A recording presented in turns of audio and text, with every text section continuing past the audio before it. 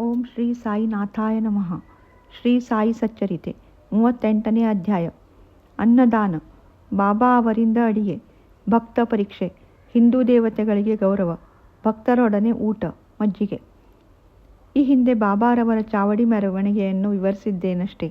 ಈಗ ಬಾಬಾ ಅವರ ಅಡಿಗೆಯ ವಿಧಾನವನ್ನು ಹೇಮಾಡ ಪಂತರು ವರ್ಣಿಸಿದ್ದಾರೆ. ಚರಣಾಶ್ರಿತ ತ್ರಿತಾಪಹರರು, ಭಕ್ತೇಷ್ಟ ಸಂಪಾದನ ತತ್ಪರರು, ಸಕಲ ಜಗದಾನಂದಕರರು ಆದ ಶ್ರೀ ಸಾಯಿಬಾಬಾ ಅವರಿಗೆ ವಂದನೆಗಳು. ದ್ವೈತ ದಹನ, ಭಕ್ತ ಮನಮೋಹನ, ಭವಭಯಹರಣ ಮತ್ತು ಕರುಣಾಧನರಾದ ಸಾಯಿಬಾಬಾ ಅವರಿಗೆ ಜಯವಾಗಲಿ. ಅನ್ನದಾನ. ಬೇರೆ ಬೇರೆ ಯುಗಗಳಿಗೆ ಬೇರೆ ಬೇರೆ ಸಾಧನೆಗಳು ನಿಯಮಿತವಾಗಿವೆ. ಕೃತಯುಗಕ್ಕೆ ತಪವು, ತ್ರೇತಾಯುಗಕ್ಕೆ ಜ್ಞಾನವು, ದ್ವಾಪರಕ್ಕೆ ಯಜ್ಞವು, ಕೊನೆಯದಾಗಿ ಕಲಿಯುಗಕ್ಕೆ ದಾನವು ನಿಯಮಿಸಲ್ಪಟ್ಟಿವೆ.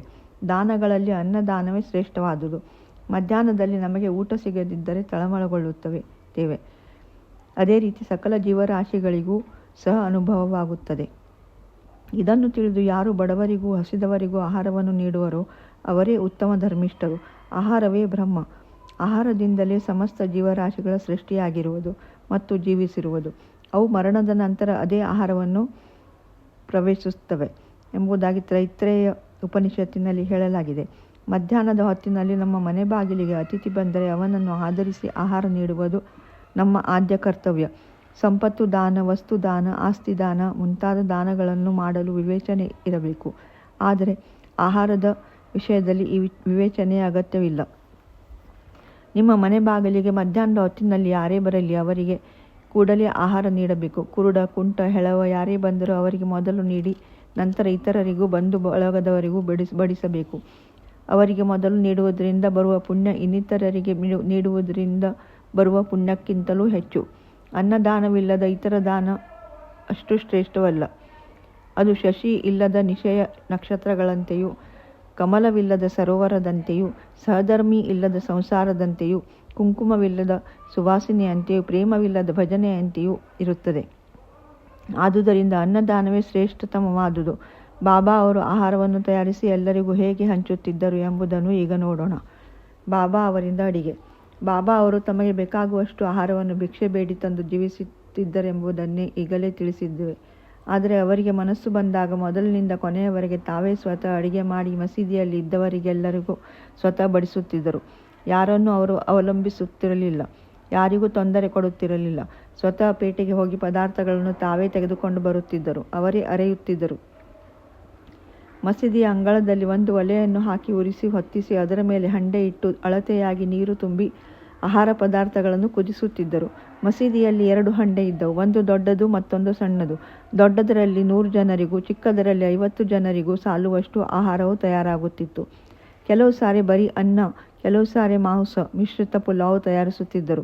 ಕೆಲವು ಸಾರಿ ಅನ್ನದ ಗಂಜಿಗೆ ಗೋಧಿ ಹಿಟ್ಟನ್ನು ಮಿಶ್ರಣ ಮಾಡಿ ಹಸಿಮೆಣಸಿನಕಾಯಿ ಅರೆದು ಹಾಕಿ ಅಂಬಲಿ ತಯಾರಿಸುತ್ತಿದ್ದರು.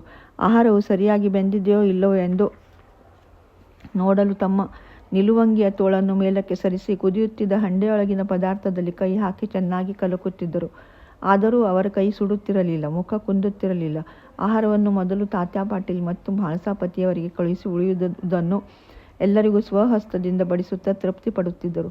ಈ ರೀತಿ ಬಾಬಾ ಅವರ ಹಸ್ತದಿಂದ ಆಹಾರವನ್ನು ಪಡೆದ ಜನರು ನಿಜಕ್ಕೂ ಧನ್ಯರು. ಬಾಬಾ ಸಸ್ಯಾಹಾರ ಮತ್ತು ಮಾಂಸಾಹಾರಗಳನ್ನು ಎಲ್ಲ ಭಕ್ತರಿಗೂ ಕೊಡುತ್ತಿದ್ದರೆ ಎಂದು ಕೆಲವರು ಅನುಮಾನದಿಂದ ಪ್ರಶ್ನೆ ಕೇಳಬಹುದು. ಇದಕ್ಕೆ ಬಹು ಸುಲಭ ಮತ್ತು ನೇರವಾದ ಉತ್ತರ ಇದೆ. ಯಾರಿಗೆ ಮಾಂಸಾಹಾರದ ರೂಢಿ ಇತ್ತು ಅಂಥವರಿಗೆ ಮಾತ್ರ ತಮ್ಮ ಹಂಡೆಯಿಂದ ಮಾಂಸಾಹಾರ ನೀಡುತ್ತಿದ್ದರು. ಬೇರೆಯವರಿಗೆ ಅದರ ಸ್ಪರ್ಶ ಕೂಡ ಕೊಡುತ್ತಿರಲಿಲ್ಲ. ಮಾಂಸಾಹಾರವನ್ನು ಅಪೇಕ್ಷಿಸುವ ಮನೋಭಾವವನ್ನು ಸಹ ಹುಟ್ಟಿಸುತ್ತಿರಲಿಲ್ಲ. ಗುರುವು ಕೊಟ್ಟ ಪ್ರಸಾದವನ್ನು ತಾನು ಸೇವಿಸುವುದು ಯೋಗ್ಯವೋ ಅಯೋಗ್ಯವೋ ಎಂದು ಯೋಚಿಸುವವನು ಸದ್ಗತಿಯನ್ನು ಹೊಂದಲಾರನು. ಕೆಲವು ಸಲ ಬಾಬಾ ಈ ಬಗ್ಗೆ ತಮ್ಮ ಭಕ್ತರನ್ನು ಪರೀಕ್ಷಿಸಿದ್ದಾರೆ. ಭಕ್ತ ಪರೀಕ್ಷೆ. ಅಂದು ಏಕಾದಶಿ. ಬಾಬಾ ಅವರು ದಾದಾ ಕೇಳ್ಕರ್ ಅವರನ್ನು ಕರೆದು ನೀನೇ ಸ್ವತಃ ಹೋಗಿ ಮಾಂಸವನ್ನು ತೆಗೆದುಕೊಂಡು ಬಾ ಎಂದು ಹೇಳಿ ಹಣ ಕೊಟ್ಟರು. ದಾದಾ ಕೇಳ್ಕರರು ಆಚಾರಶೀಲ ಬ್ರಾಹ್ಮಣರು. ಸದ್ಗುರುವಿಗೆ ಧನ, ಧಾನ್ಯ, ಉಡುಪು ಇವುಗಳನ್ನು ಮಾತ್ರ ಅರ್ಪಿಸಿದರೆ ಸಾಲದು. ಅವರ ಆಜ್ಞೆಗಳು ಏನೇ ಆಗಿರಲಿ ಅವುಗಳನ್ನು ಪಾಲಿಸಬೇಕೆಂದು ಅವರು ಅರಿತಿದ್ದರು. ಅವರ ಆಜ್ಞೆಯನ್ನು ಪಾಲಿಸುವುದೇ ನಿಜವಾದ ದಕ್ಷಿಣೆ ಎಂದು ಭಾವಿಸಿ ಸಂತೋಷದಿಂದ ಹೊರಟರು. ಆಗ ಬಾಬಾ ಅವರನ್ನು ಹಿಂದಕ್ಕೆ ಕರೆದು ನೀನು ಹೋಗಬೇಡ, ಬೇರೆ ಯಾರನ್ನಾದರೂ ಕಳುಹಿಸು ಎಂದರು. ಆಗ ದಾದಾ ತಮ್ಮ ಮನೆ ಜವಾನ ಪಾಂಡುವನ್ನು ಕಳುಹಿಸಿದರು. ಬಾಬಾ ಅವರು ಪುನಃ ಅವನನ್ನು ಕರೆದು ಅವನನ್ನು ತಡೆದರು. ಇನ್ನೊಂದು ಸಂದರ್ಭದಲ್ಲಿ ಬಾಬಾ ಅವರು ಕೇಳ್ಕರನ್ನು ಕರೆದು ಈ ಪುಲಾವ್ ಹೇಗಿದೆ ನೋಡು ಎಂದರು. ದಾದಾ ಕೇಳಗರ್ ಸರಿಯಾಗಿದೆ ಎಂದರು. ಆಗ ಬಾಬಾ ಅವರು, ಏನು ನೀನು ರುಚಿ ನೋಡಿಯೂ ಸಹ ಇಲ್ಲ ಚೆನ್ನಾಗಿದೆ ಎಂಬುದು ಹೇಗೆ ತಿಳಿಯಿತು? ಮುಚ್ಚಳ ತೆಗೆದು ನೋಡು ಎಂದು ಹೇಳಿ ಅವರ ಕೈಯನ್ನು ಆ ಪಾತ್ರೆಯೊಳಗೆ ಹಾಕಿ ಸ್ವಲ್ಪ ತೆಗೆದು ತಟ್ಟೆಗೆ ಹಾಕು, ಗೊಣಗುಟ್ಟಬೇಡ, ನಿನ್ನ ಆಚಾರವನ್ನು ಬದಿಗಿಡು ಎಂದರು. ತಾಯಿಗೆ ನಿಜವಾದ ಪ್ರೇಮ ಅಂಕುರಿಸಿದಾಗ ಮಗುವನ್ನು ಚಿವುಟುತ್ತಾಳೆ. ಅದು ಅಳಲು ಆರಂಭಿಸಿದರೆ ಆಗ ನನ್ನ ಕಂದ ಅಳಬೇಡ ಅಳಬೇಡ ಎಂದು ತಬ್ಬಿಕೊಳ್ಳುತ್ತಾಳೆ. ಹಾಗೆಯೇ ಬಾಬಾ ಅವರಲ್ಲಿ ನಿಜವಾದ ಮಾತ್ರ ಪ್ರೇಮ ಅಂಕುರಿಸಿ ಕೇಳ್ಕರ್ ಅವರನ್ನು ಕಿಟ್ಟಲೆ ಮಾಡಿದರು ಅಷ್ಟೇ. ನಿಜವಾಗಿಯೂ ಯಾವ ಗುರುಗಳು ತಮ್ಮ ಶಿಷ್ಯರಿಗೆ ನಿಷಿದ್ಧವಾದ ಆಹಾರ ಸೇವಿಸಲು ಹೇಳಿ ಅವರನ್ನು ಕೆಡಿಸಲಾರರು. ಈ ಹಂಡೆ ಲೀಲೆಯು ಸುಮಾರು 1910 ತನಕ ಜರುಗಿ ನಂತರ ನಿಂತು ಹೋಯಿತು. ಹಿಂದೆ ಹೇಳಿದಂತೆ ದಾಸಗಣು ಅವರ ಕೀರ್ತನೆಯಿಂದ ಬಾಬಾ ಅವರ ಕೀರ್ತಿ ದೇಶದ ಮೂಲೆ ಮೂಲೆಗಳಿಗೂ ವ್ಯಾಪಿಸಿ ಭಕ್ತಕೋಟಿಯು ಶಿರಡಿಯಲ್ಲಿ ನೆರೆಯಲಾರಂಭಿಸಿತು. ಭಕ್ತರೇ ಅನೇಕ ಥರದ ವಸ್ತುಗಳನ್ನು ಅನೇಕ ವಿಧವಾದ ನೈವೇದ್ಯವನ್ನು ಅರ್ಪಿಸಲು ತರಹತ್ತಿದರು. ಇವು ಸಾಕಷ್ಟು ಬಂದು ಎಲ್ಲರಿಗೂ ಹಂಚಿದ ನಂತರವೂ ಹೆಚ್ಚಾಗಿ ಉಳಿಹತ್ತಿದವು. ಈ ನೈವೇದ್ಯವನ್ನು ಬಾಬಾ ಹೇಗೆ ದೇವಾಲಯಗಳಲ್ಲಿ ಮತ್ತು ದೇವತೆಗಳಲ್ಲಿ ಇಟ್ಟ ಗೌರವವನ್ನು ವಿವರಿಸುವ ನಾನಾ ಸಾಹೇಬ್ ಚಾಂದೋರ್ಕರ್ ಅವರ ಕಥೆಯನ್ನು ನೋಡೋಣ. ಹಿಂದೂ ದೇವತೆಗಳಿಗೆ ಗೌರವ. ಕೆಲವರು ಸಾಯಿಬಾಬಾ ಅವರು ಬ್ರಾಹ್ಮಣರೆಂದು ಮತ್ತು ಕೆಲವರು ಮುಸಲ್ಮಾನರೆಂದು ಹೇಳುತ್ತಿದ್ದರು. ಆದರೆ ಅವರು ಯಾವ ಮತ ಪಂಗಡಕ್ಕೂ ಸೇರಿರಲಿಲ್ಲ. ಅವರು ಯಾವಾಗ ಜನ್ಮ ತಾಳಿದರು, ಅವರ ಮತ ಯಾವುದು, ಅವರ ಮಾತಾಪಿತೃಗಳು ಯಾರು ಎಂಬುದು ಯಾರಿಗೂ ಗೊತ್ತಿರಲಿಲ್ಲ. ಅದು ಈಗಲೂ ಗೊತ್ತಾಗಿಲ್ಲ. ಕಾರಣ ಅವರು ಬ್ರಾಹ್ಮಣ ಅಥವಾ ಮುಸಲ್ಮಾನರು ಎಂದು ನಿಶ್ಚಿತವಾಗಿ ಹೇಳಲು ಸಾಧ್ಯವಿಲ್ಲ. ಅವರು ಮೊಹಮ್ಮದೀಯರೆಂದು ಅನ್ನಿಸುವುದಾದರೆ ಅವರು ಯಾವಾಗಲೂ ಅಗ್ನಿಕುಂಡ ಒರೆಸುತ್ತಿದ್ದರು. ಅವರ ಹತ್ತಿರ ತುಳಸಿ ವೃಂದಾವನವಿತ್ತು. ಶಂಖ ಗಂಟೆಗಳನ್ನು ಬಾರಿಸಲು ಅನುಮತಿ ಇತ್ತಿದ್ದರು. ಈ ವಿಧವಾದ ಹಿಂದೂಗಳ ಪೂಜೆಗೆ ಅನುಮತಿ ನೀಡುತ್ತಿದ್ದರೆ ಮೊಹಮ್ಮದೀಯರೆನ್ನುವರಾದರೆ ಕಿವಿಗಳನ್ನೇಕೆ ಚುಚ್ಚಿಸಿಕೊಂಡರು? ಹಿಂದೂ ದೇವಾಲಯಗಳನ್ನು ದುರಸ್ತಿಪಡಿಸಲು ತಮ್ಮ ಸ್ವಂತ ಹಣವನ್ನು ಏಕೆ ವ್ಯಯ ಮಾಡುತ್ತಿದ್ದರು? ಅದಕ್ಕೆ ವಿರುದ್ಧವಾಗಿ ಹಿಂದೂ ದೇವಾಲಯ ಮತ್ತು ಹಿಂದೂ ದೇವತೆಗಳಿಗೆ ಅಗೌರವವನ್ನು ಅವರು ಎಂದಿಗೂ ಸಹಿಸುತ್ತಿರಲಿಲ್ಲ. ಒಮ್ಮೆ ನಾನಾ ಸಾಹೇಬ್ ಚಾಂದೋರ್ಕರ್ ಅವರು ತಮ್ಮ ನಾದಿನಿಯ ಪತಿಯಾದ ಬಿನ್ನಿವಾಲೆಯವರೊಡನೆ ಶಿರಡಿಗೆ ಬಂದರು. ಅವರು ಮಸೀದಿಗೆ ಹೋಗಿ ಬಾಬಾ ಅವರಿಗೆ ನಮಸ್ಕರಿಸಿ ಮಾತನಾಡಲು ಆರಂಭಿಸಿದ ಕೂಡಲೇ ಬಾಬಾ ಅವರು ನಾನಾ ಅವರನ್ನು ಕುರಿತು, ಇಷ್ಟು ದಿನ ನನ್ನ ಸಂಗಡವಿದ್ದರೂ ಸಹ ನೀನು ಈ ರೀತಿ ಮಾಡಬಹುದೇ ಎಂದರು. ನಾನಾ ಅವರಿಗೆ ಮಾತಿನ ಅರ್ಥವಾಗಲಿಲ್ಲ. ಆದುದರಿಂದ ಅವರು ವಿವರಣೆ ಕೇಳಿದರು. ಆಗ ಬಾಬಾ ಅವರು, ನೀನು ಕೋಪರ್ಗಾಮಕ್ಕೆ ಬಂದು ಅಲ್ಲಿಂದ ಶಿರಡಿಗೆ ಹೇಗೆ ಬಂದೆ ಎಂದು ಕೇಳಲು ನಾನಾ ಅವರಿಗೆ ಕೂಡಲೇ ತಮ್ಮ ತಪ್ಪಿನ ಅರಿವಾಯಿತು. ಅವರು ಸಾಮಾನ್ಯವಾಗಿ ಶಿರಡಿಗೆ ಬರುವಾಗ ದಾರಿಯಲ್ಲಿ ಗೋದಾವರಿ ನದಿಯ ದಡದಲ್ಲಿದ್ದ ಕೋಪರ್ಗಾಮದ ಶ್ರೀ ದತ್ತರ ಗುಡಿಯನ್ನು ಸಂದರ್ಶಿಸಿ ಬರುತ್ತಿದ್ದರು. ಆದರೆ ಈ ಸಾರಿ ತಮ್ಮ ಸಂಬಂಧಿಗಳು ಶ್ರೀ ದತ್ತರ ಭಕ್ತರಾಗಿದ್ದರೂ ಸಹ ಶಿರಡಿಗೆ ಬರುವುದು ತಡವಾಗಬಾರದೆಂದು ಬಗೆದು ಅವರನ್ನು ನೇರವಾಗಿ ಕರೆದುಕೊಂಡು ಬಂದಿದ್ದರು. ಆಗ ಅವರು ನಡೆದ ವಿಷಯವೆಲ್ಲವನ್ನು ತಿಳಿಸಿ ಗೋದಾವರಿಯಲ್ಲಿ ಸ್ನಾನ ಮಾಡುವಾಗ ಕಾಲಿಗೆ ಮುಳ್ಳು ಚುಚ್ಚಿ ಬಹಳ ನೋವಾಯಿತೆಂದು ಹೇಳಿ ತಮ್ಮ ತಪ್ಪು ಒಪ್ಪಿಕೊಂಡರು.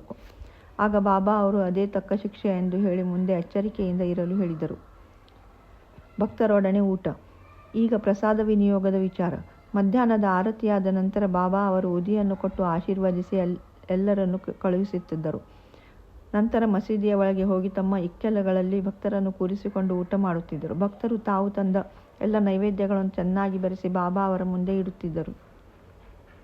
ಆಗ ಬಾಬಾ ಅವರು ಅದನ್ನು ಮೊದಲು ದೇವರಿಗೆ ಅರ್ಪಿಸಿ ನಂತರ ಸ್ವೀಕರಿಸುತ್ತಿದ್ದರು.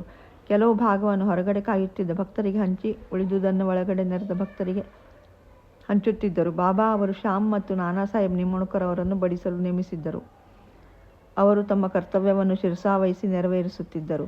ಈ ರೀತಿ ಭಕ್ತರು ತೃಪ್ತಿ ಹೊಂದುತ್ತಿದ್ದರು. ನಿತ್ಯ ಪವಿತ್ರವಾಗಿತ್ತು ಆ ಪ್ರಸಾದ. ಮಜ್ಜಿಗೆ. ಒಂದು ಸಾರಿ ಹೇಮಾಡ ಪಂತರು ಬಾಬಾ ಅವರ ಜೊತೆಯಲ್ಲಿ ಹೊಟ್ಟೆ ತುಂಬ ಊಟ ಮಾಡಿದರು.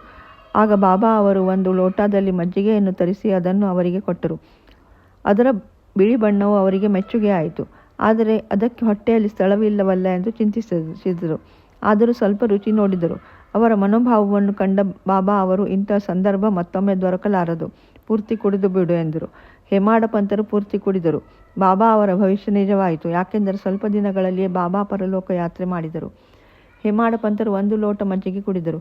ಆದರೆ ಅವರು ಸಾಯಿಲೀಲೆ ಎಂಬ ಅಮೃತವನ್ನು ನಮಗೆ ಸಮೃದ್ಧಿಯಾಗಿ ಒದಗಿಸಿದ್ದಾರೆ.